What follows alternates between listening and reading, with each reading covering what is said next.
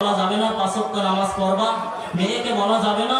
অনেক বাবাজিরা আছে 60 বছর 70 বছর হয়ে গেছে এখনো নামাজ পড়ে না, তাদেরকে বলা যাবে না বাবা নামাজ পড়ো, তুমি তো কবরে চলে গেছো, নামাজ ছাড়া কবরে মাপ পাওয়া না। তাহলে 1 নাম্বার হলো আল্লাহ রাব্বুল আলামিন আপনাকে সম্মানজনক রিজিক দান করবেন। 2 নাম্বার কবরে আযাব উঠাই নেবেন, বলেন সুবহানাল্লাহ। 3 নাম্বার পুরস্কার আমলনামা ডান হাতে দেবেন। 4 নাম্বার পুরস্কার বিদ্যুৎ গতিতে পুলসিরাত পার করিয়ে দেবেন। 5 নাম্বার হলো বিনা হিসাবে আল্লাহ রাব্বুল আলামিন আপনাকে আমাকে জান্নাত দান করবেন, বলেন সুবহানাল্লাহ। মুহতারাম হাজিরিন, এই 5টি জিনিস এমন কারো যদি অর্জন হয়ে যায় তাহলে দুনিয়ার জগতে, কবরের জগতে, আখিরাতের জগতে সে কামিয়াব।